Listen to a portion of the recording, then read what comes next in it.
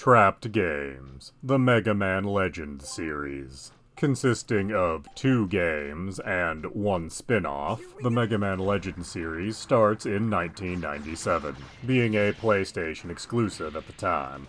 The first Mega Man Legend would see a port to the Nintendo 64 called Mega Man 64. Whereas Mega Man Legends 2 and the Misadventures of Tron Bon would stay exclusive to the PlayStation 1. These games are very different from other games in the Mega Man franchise, being the Mega Man franchise's attempt at stepping into 3D. But it is worth noting that these games do share continuity with other Mega Man titles, as the series is set far in the future after the events of Mega Man X, Mega Man Zero, and so forth. So far in the future that the planet is mostly ocean, and the distinction between man and machine is blurry, to say the least. But that's enough about the setting, let's talk about the actual games. Starting with the first Mega Man Legends, which I'm going to say right now is the hardest of these games to go back to, as its controls are archaic, to say the least, as this is a 3D game, but it lacks support for the PlayStation analog controller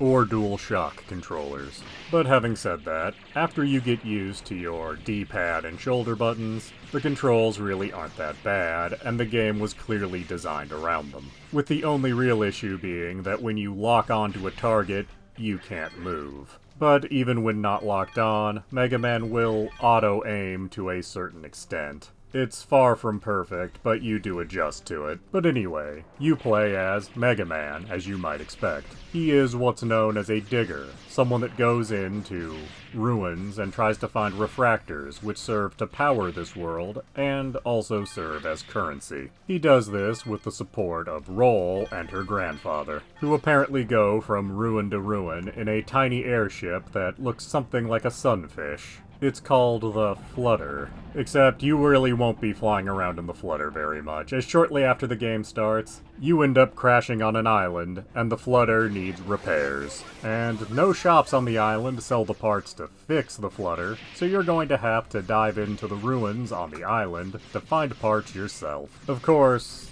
things aren't as easy as all that, because shortly after you crash on the island, pirates show up on the island.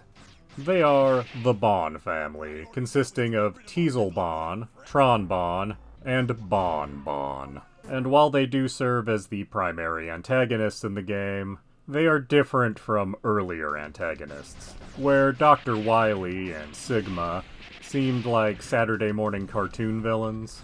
Something like Cobra Commander, or Megatron, or maybe the Shredder. Someone you knew wasn't going to win, but at least seemed like something of a threat.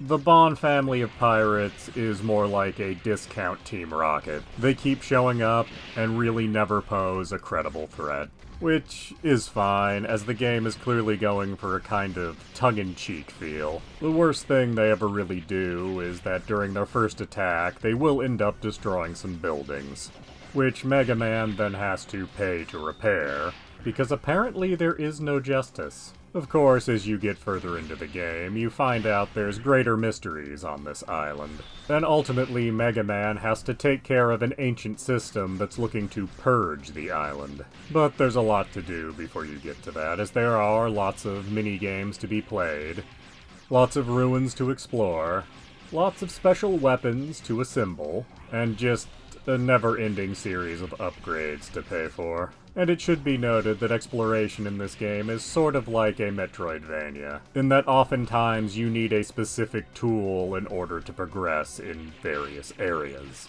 Overall, this game was a fairly decent transition into 3D for the Mega Man series. In fact, better than some later attempts they would make. But as stated, you do need to very much get used to the controls that are on offer.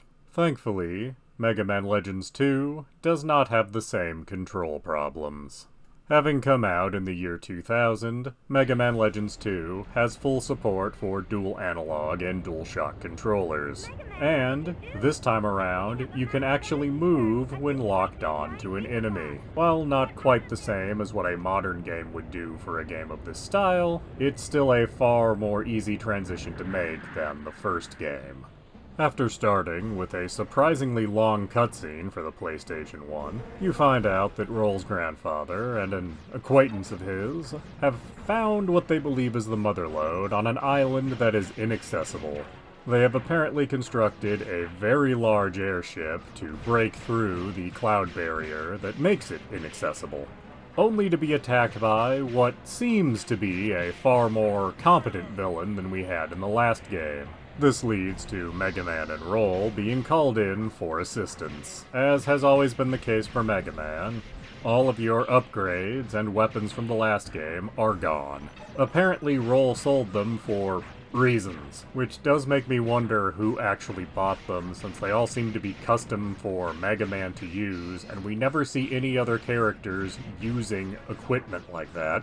But anyway, after you help Roll's grandfather, you find a mysterious girl who wants you to find 4 artifacts for her. She claims this is to find a great treasure, but shocker of shockers, there are twists ahead. Returning from the first game is of course the Bon family of pirates. And they are still pretty much comic relief antagonists. But they've allied themselves with other pirates who are considerably more competent and pose much more of a serious threat. This time around, you aren't limited to a single island, and get to actually fly the flutter around to various locations in this world. Minigames make a return here too, including a rather infamous quiz minigame. This is, overall, a much more refined experience than the first Mega Man Legend. Sadly, however, Mega Man Legends 2 does end on a cliffhanger, and 24 years on, we're still waiting for resolution on that. When the 3DS came out, there was an announcement about a Mega Man Legends 3, however, that project was apparently cancelled, and there has been no further news on another Mega Man Legends game. However, between the release of Legends 1 and Legends 2, there was a spin-off released. The Misadventures of Tron Bon. A game about the Bon pirates, but specifically Tron Bon, the female pirate who is very infatuated with Mega Man. This game is broken up into different sections that have different gameplay styles. It's sort of like a collection of games that were too big to be mini-games, but weren't enough to be games on their own. It's also worth noting that this game in Japan had Pocket Station support, but as the Pocket Station never came to the West, I have no experience with those. The actual story in the game progresses as you reach milestones of amounts of money. Money which of course you get by playing the various sub-games. And like the Bon family is in the main games, everything's treated as not being all that serious. They are clearly quite incompetent as pirates, and not well respected by their peers. But we do get to find out pieces of lore, like there's 41 serve bots, and we flesh out a lot of details about the setting of the Mega Man Legends games, at least. Overall, this is definitely the weakest of the 3 games, but it is entertaining and fun to play in small doses. Sadly, however, on modern hardware, you cannot currently play Mega Man Legends 1, 2, or The Misadventures of Tron Bon. All 3 were made available on the PlayStation 3's PlayStation Network, but are unavailable on the PlayStation 4 and 5. However, lately Capcom has been releasing the various sub-series of Mega Man in Legacy collections. So there is some hope that one day there will be a Mega Man Legends Legacy collection. But sadly, there's not much we can do about it other than sit and wait for an announcement. Unless you wanted to actually track down the PlayStation 1 discs of these games, and those are quite expensive these days. Please do subscribe, comment, like, and tell your friends.